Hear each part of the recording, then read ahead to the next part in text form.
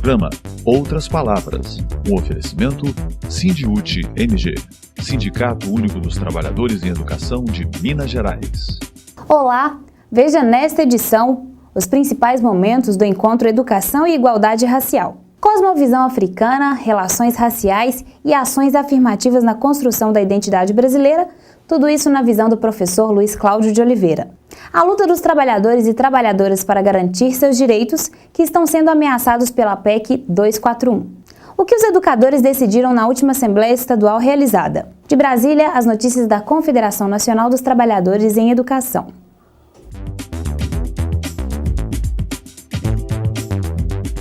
Educação em debate.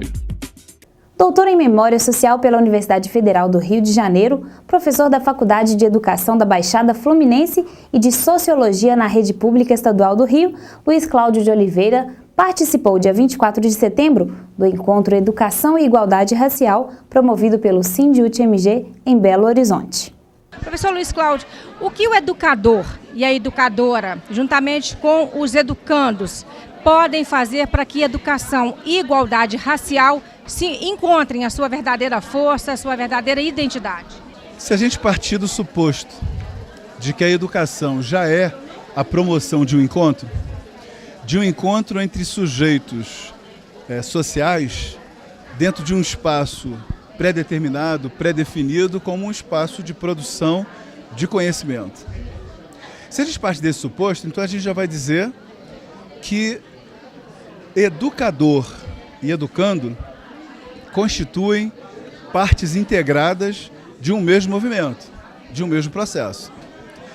Educação e igualdade racial pressupõe que esse encontro seja um encontro marcado pela disposição do educador, no primeiro momento, a rever as suas posturas, as suas subjetividades, a sua interpretação de relações raciais na nossa sociedade, para que ele possa fazer valer o seu papel, não só de transmissor de conhecimento, mas de um coadjuvante na produção desse movimento intelectual do seu educando, no sentido de construir um conhecimento profícuo nessa direção, não é? A direção de transformar a educação num instrumento que possa proporcionar a igualdade racial. Do outro lado, você tem o educando. O educando, independente das idades, podem ser aqueles que estão chegando no primeiro ciclo, podem ser os educandos que estão na universidade. O educando é sempre um ser inicialmente frágil, porque toda a construção do conhecimento parte do princípio de que ele é um receptor. Acho que quando a gente muda essa ótica, quando a gente compreende que o educador e o educando ambos possuem um material humano que intermedia, cria interlocução com o conhecimento, aí eu acho que a gente pode construir um encontro, um casamento muito mais interessante e muito mais proveitoso para os dois. O educador, que ao fazer esse exercício, como eu dizia antes, de rever as suas próprias memórias, de rever a sua conduta, a sua história pessoal, e o educando, que cria uma relação de confiança com esse educador que não está ali para determinar nada, mas para ajudá-lo a se constituir, eu acho que aí a gente tem um casamento muito bom. Mais um coletivo é formado, desta vez Educação e Igualdade Racial, criado durante encontro promovido em Belo Horizonte. Este encontro teve, entre outros objetivos, a criação do coletivo Educação e Igualdade Racial, que, de acordo com Feliciana Saldanha, diretora estadual do Sindiúti e coordenadora do Departamento de Formação Pedagógica e Sindical, vai discutir e também propor políticas públicas nesse sentido para os profissionais da educação. Esse foi o segundo encontro dos que já haviam sido planejados pelo Sindiúti, no sentido de trabalhar a questão da discriminação e do preconceito nas unidades escolares, enquanto política mesmo do Sindiúti. O encontro foi muito representativo, uma participação grande da categoria, é sinal que a categoria está preocupada com essa política e que vai desenvolver, passar a trabalhá-la nas escolas.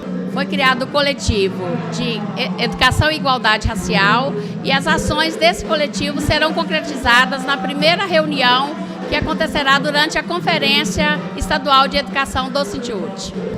A importância do coletivo é para que as regiões possam socializar as discussões, os trabalhos realizados e que cada região, cada coletivo se empodere no sentido de fazer a luta em defesa da igualdade racial.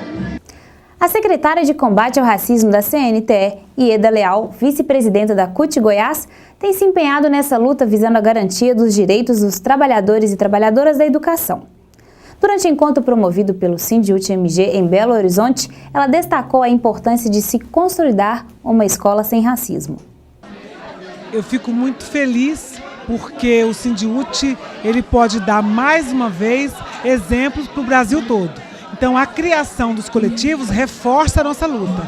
E combater o racismo nas escolas é importante para a gente. Isso dá a garantia de que nós teremos uma sociedade melhor. Então, a tarefa que o Sindiúti hoje passa para os trabalhadores em educação é de que nós vamos trabalhar para uma escola sem racismo. Isso é fundamental.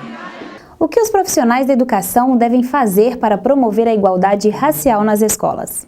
Essa luta é importante para nós, educação, porque somente através dessa luta é que nós, trabalhadores, iremos nos enxergar como afrodescendentes e também conscientizar os nossos alunos e a partir daí eles se enxergarem e valorizar a sua negritude, porque nós somos importantes na sociedade e essa luta ela precisa ser cada vez mais massificada na escola para que as crianças, os jovens e os adultos consigam resgatar a identidade africana, a identidade afro-brasileira, porque nós somos todos povo afro-brasileiros. Eu sou Nancy, pedagoga de Ribeirão das Neves, e é muito importante para nós discutir a Lei 10.639 na escola, que ela veio para a reforma do currículo, aonde realmente a escola da história da África vai se fazer presente e aonde a gente pode estar levando também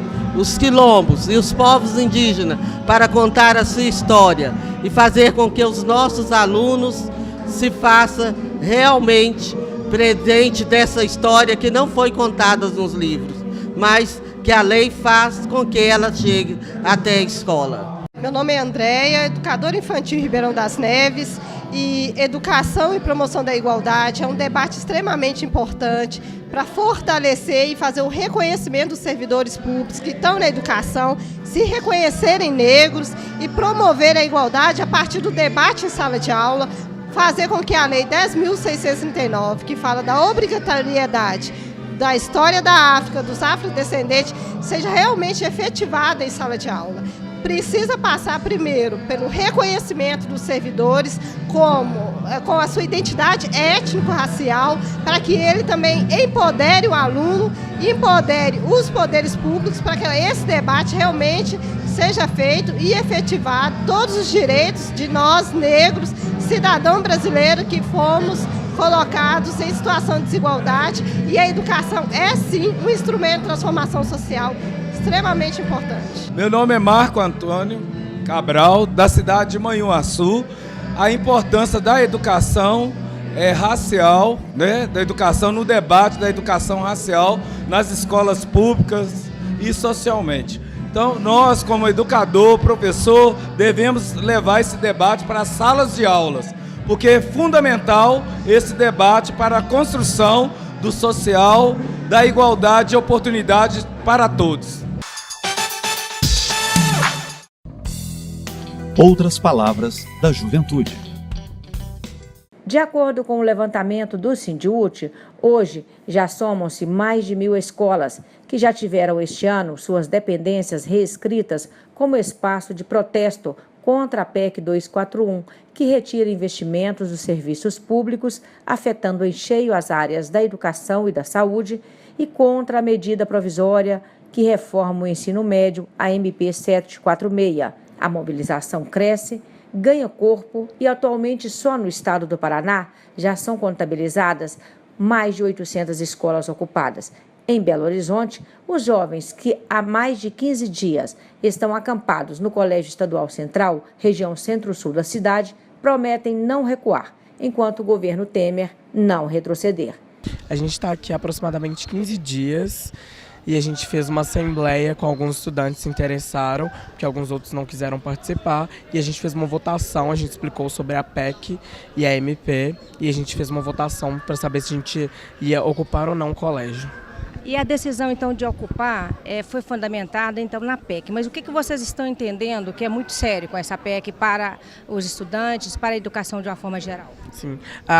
Vem a MP primeiro, né, falando que vai colocar a galera aqui dentro durante o horário integral, só que aí junto com isso também vem a PEC 241, que vai congelar os gastos com saúde, educação e previdência social. E como a gente vai ficar dentro de um colégio em horário integral, sendo que eles vão diminuir a verba e vão congelar ela por 20 anos. Tem até um comando de voz que fala assim, ou barra essa PEC ou a gente para o Brasil. Porque eu acho que a gente precisa disso, sabe? Todo mundo pegar e ter atenção nisso, sabe? Pra gente poder, a galera ter uma visibilidade também do que está acontecendo no país, todo mundo parar um pouco e pensar muito nessa questão da saúde e da educação, que é a base de tudo. A gente do Grêmio já está há muito tempo mobilizando e se tocando do que o governo Temer está trazendo de retrocesso para a nossa educação. E quando saiu essa PEC 241 e a MP 746, a gente percebeu que ia ter que ser um pouco extremo e fazer uma coisa que causasse uma repercussão maior. E a gente já tinha visto a onda de ocupações em São Paulo acontecer e a gente percebeu que no Brasil isso estava começando a acontecer. No Paraná são diversas escolas ocupadas. E aí a gente chegou à conclusão que essa era a nossa maneira de gritar que a gente não está satisfeito com as coisas do jeito que estão encaminhando e que a gente não vai ficar calado. Tem muita gente que está aqui aprendendo e se conscientizando com essa ocupação. A gente tem o propósito de estar sempre incluindo as pessoas e fazendo elas conhecerem o que é as nossas lutas, o que a gente deseja como uma escola melhor. Em relação à PEC, o que é a maior preocupação dos estudantes neste momento? A PEC 241 e a medida provisória que reforma o ensino médio? Ambas são muito contraditórias, porque se a gente pensar que a gente está reformulando o ensino médio para fazer um ensino médio melhor, a gente não tem como melhorar ele sem ter uma verba decente que vá trazer investimento para a nossa escola. E a PEC 241 exatamente tira a validade até de ter uma reformulação boa, porque a gente deseja uma reformulação, mas uma reformulação com a nossa voz, com a nossa cara e com a nossa opinião e da comunidade escolar. E não é isso que está acontecendo com essa MP. E um recadinho dos estudantes hoje para esses deputados que disseram sim à PEC 241, qual que seria, na sua opinião, o que vocês estão pensando? Vai assim, olha, se eu estivesse diante deles eu diria isso, o que seria? Isso não me representa, isso não muda as coisas e isso não tem a cara do estudante. Isso não tem a minha voz, isso não tem a minha opinião e eu não vou deixar barato. O local onde acontece o acampamento dos alunos aqui no Estadual Central tem mudado a rotina de alguns professores. O professor Leonardo Muniz, por exemplo, escolheu esse ambiente para falar com seus alunos sobre a PEC 241 e também sobre a medida que reforma o ensino médio. Professor, o que o senhor está tentando passar para os seus alunos sobre esses assuntos? Olha, é muito importante que nossos alunos venham a perceber que o direito à educação é um direito fundamental garantido na Constituição Federal. Essas alterações propostas pelo atual governo federal, que vão alterar toda a estrutura do ensino médio e, ao mesmo tempo, os investimentos destinados à educação, são extremamente preocupantes, porque vão mudar toda a rotina de trabalho dentro das escolas. A PEC 241, por exemplo, ela congela o investimento em setores importantes da sociedade, que é a saúde e a educação. Constitucionalmente falando, os estados, municípios e a União devem investir 25% dos seus orçamentos em educação e 15% na saúde. Com a PEC 241, esse orçamento ele vai ser gradativamente reduzido e vai ferir o princípio constitucional do mínimo constitucional de 25% na educação. Vai passar de 25% para 20%, para 15% ou até menos ao longo desses 20 anos. Fora que a questão envolvendo a medida provisória, ela rompe o direito do Estado Democrático de Direito, que de uma certa forma garante o debate amplo na sociedade para formular leis de tal magnitude, que venham, de uma certa forma, a mexer com essa estrutura do ensino de uma forma geral. Deveria ter sido feito, se o presidente Michel Temer deseja realmente fazer uma alteração significativa que venha melhorar a educação de fato, propor um projeto de lei para que os parlamentares e a sociedade venham opinar sobre esses assuntos em conjunto com os estudantes, com professores, com especialistas da área de educação, com os próprios parlamentares, a fim de chegar a um consenso geral.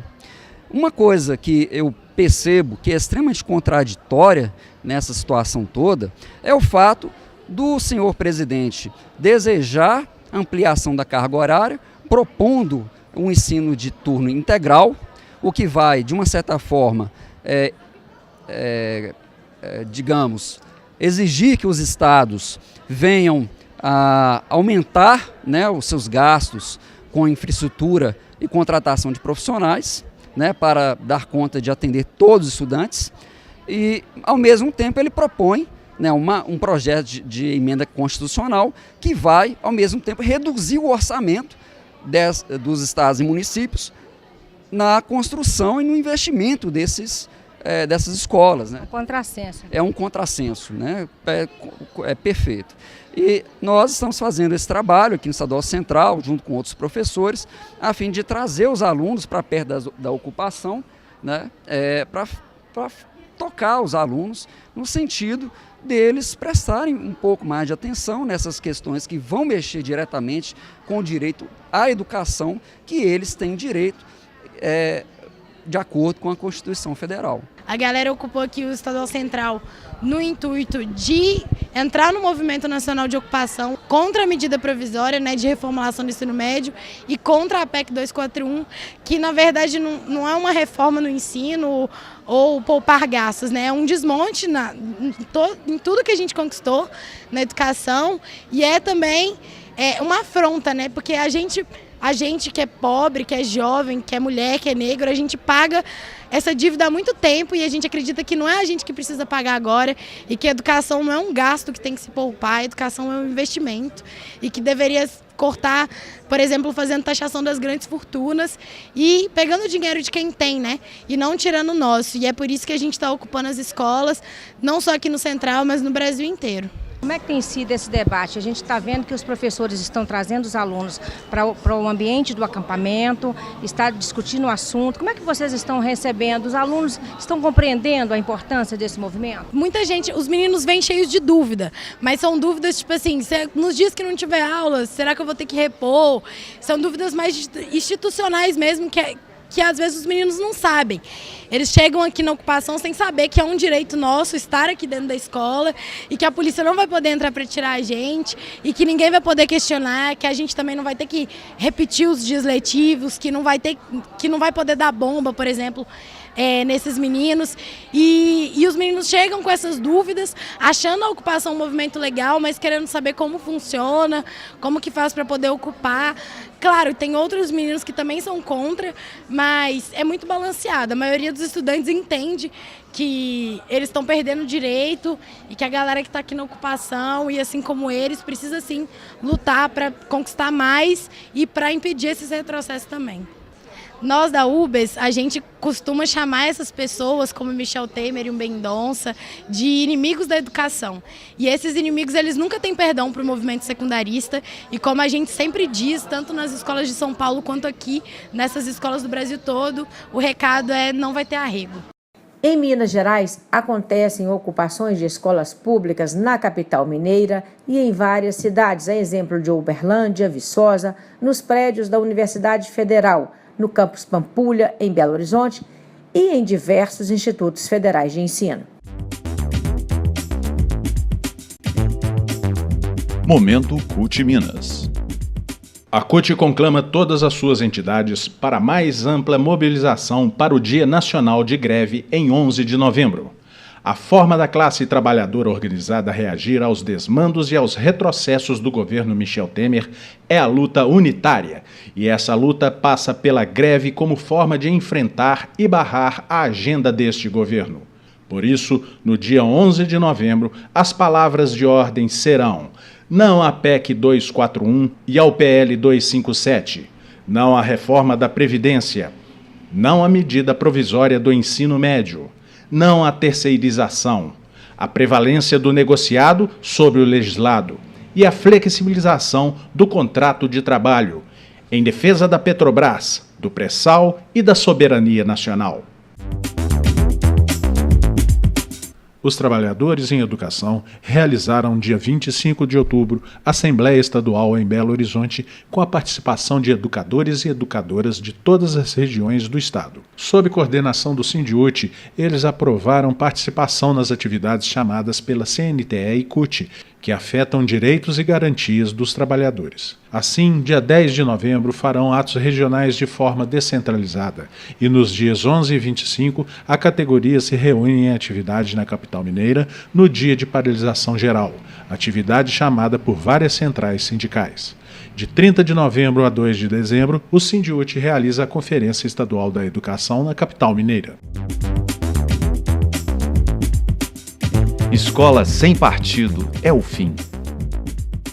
Uma escola que não pensa de maneira crítica e que não dá liberdade ao professor de ensinar.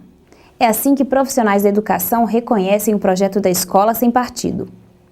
Olha, o projeto da Escola Sem Partido é um projeto que tem uma estrutura de base fascista, uma vez que impede que os professores venham ter liberdade de conversar sobre aquilo que é mais importante dentro de uma nação, que são os fatos históricos e políticos que tocam a sociedade de uma forma geral. As alterações que ocorrem no Congresso Nacional fazem parte do contexto cidadão e que todos devem ter acesso, uma vez que nós vivemos em uma sociedade enquanto sujeitos políticos. Tolir a liberdade dos professores e dos estudantes de terem acesso à informação de forma adequada, aos quadros e aos fatos políticos, é, no mínimo, para mim, um absurdo. Esse projeto é a ponta de uma intenção que está subscrita neste atual governo, que do nosso ponto de vista é um governo sem legitimidade para apontar caminhos para a sociedade brasileira, porque é um governo que se constituiu a partir de um golpe parlamentar, que é uma modalidade de golpes políticos, golpes de Estado, que vem preocupantemente se reproduzindo na América Latina. E a Escola Sem Partido parte da ideia de que estudantes e professores se relacionam a partir das disciplinas e dos conteúdos das disciplinas, como eles estão propostos, independente da sua diversidade, independente das suas diferenças. O que nós achamos é que Escola Sem Partido é um retardamento desse processo que a gente, a duras custas, vem construindo, principalmente nós, que estamos interessados em buscar essa discussão, a escola como um instrumento de educação para a igualdade racial. A Escola Sem Partido vai exatamente no caminho oposto, porque ela retira do professor e retira do estudante a possibilidade de serem sujeitos reflexivos da sua história. Momento CNTE. Coletivo de funcionários da educação se reúne em Brasília. Cerca de 800 trabalhadores em educação de todo o país estiveram reunidos numa grande mobilização em frente ao Ministério da Educação em Brasília. Simultaneamente, mais de 100 profissionais da educação se mantiveram dentro do MEC desde as 7 horas da manhã, impedindo a entrada dos funcionários e o funcionamento do órgão em protesto às recentes medidas anunciadas pelo governo interino de corte nos recursos para a educação. O ato organizado pela CNTE foi marcado por discursos em defesa da democracia, da educação pública e dos direitos dos profissionais da educação. Viemos juntos com outras categorias profissionais, estamos aqui com estudantes, com trabalhadores de outros setores, com o MST, com o MTST, ou seja, com aquele setor da sociedade que se utiliza da escola pública e quer que ela tenha qualidade. Por isso nós estamos aqui para dizer não a esse governo golpista e às suas políticas neoliberais. Além do que, nós estamos vivendo um Estado que não tem o menor respeito com absolutamente nada. Ontem foi editado um decreto, publicado no Diário Oficial ontem, que anula um decreto de nomeação dos membros do Conselho Nacional de Educação. Quer dizer, é um absurdo, é um desrespeito.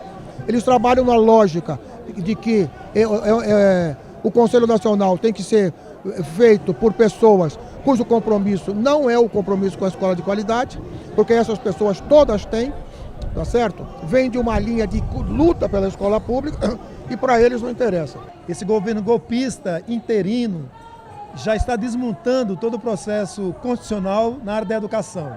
A PEC 241, que tira recursos vinculados da educação e coloca apenas meta da inflação, é um ataque direto à educação, ao Plano Nacional da Educação, ao direito do cidadão e da cidadã a ter acesso à escola, e uma escola com qualidade, que é o dever do Estado. O ato é uma das ações de mobilização dos educadores pela manutenção dos direitos conquistados pela categoria e ainda em defesa de uma educação pública gratuita, laica e democrática. O que nós estamos reivindicando aqui hoje é não a reforma da Previdência, o que vem atingir especificamente a classe dos professores e professoras, mexendo na nossa aposentadoria especial. Não aceitaremos retrocesso.